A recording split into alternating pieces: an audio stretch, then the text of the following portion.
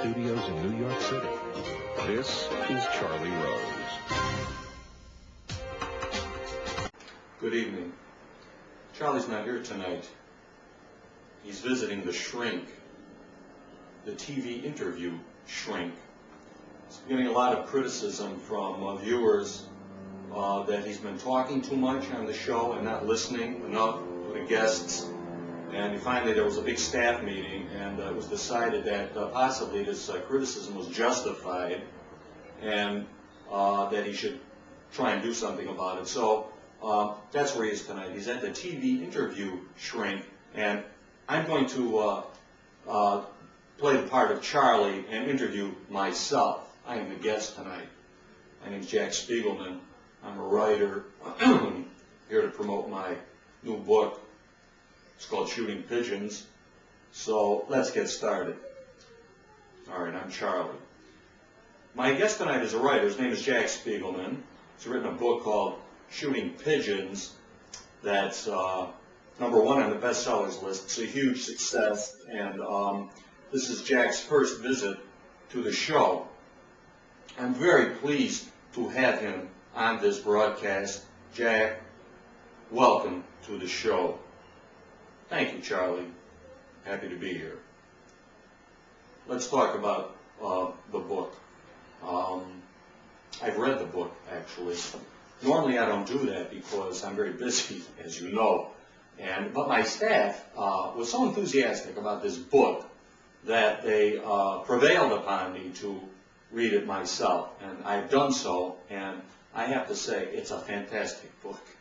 It's a wonderful book. It's very, very funny. Entertaining, it's very informative. You cover a lot of ground in this book, and I think it's terrific. And here's the book. I love the cover, by the way. So we can get tight on that cover. It's a beautiful cover.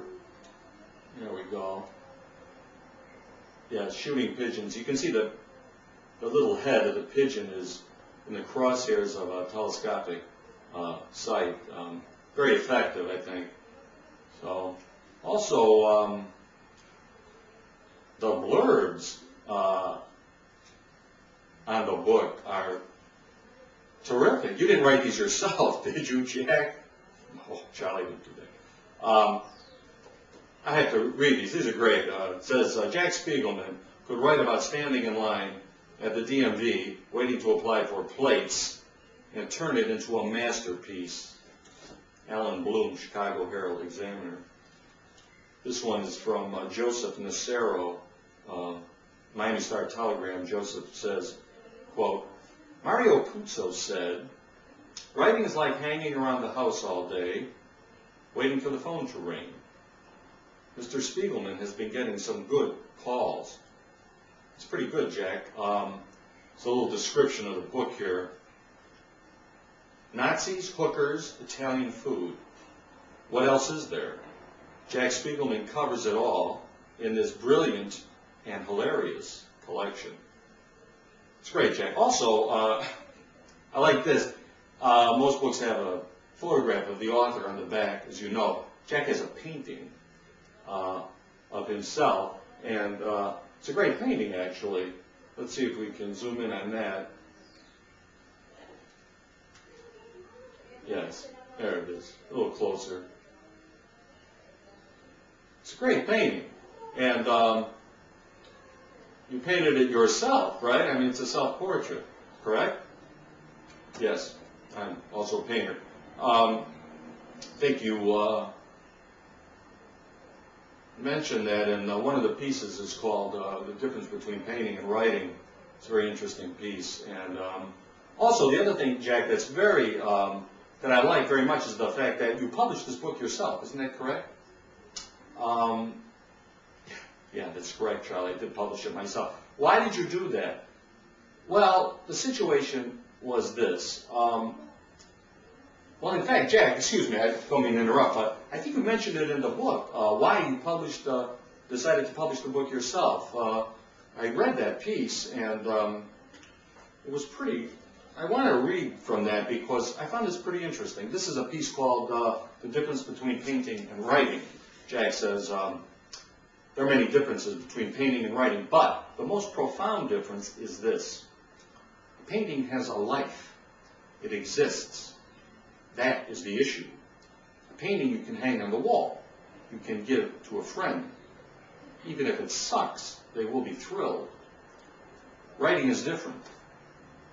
Writing must be published. Writing is a circuit.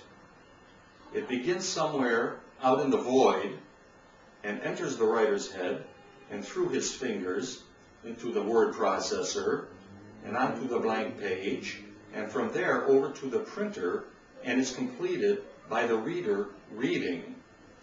The step from manuscript to printed page is crucial. Without the reader, you have nothing. Manuscripts don't count. The work is not written to be read by a friend. Friends despise this. They would rather have their fingernails pulled out one at a time.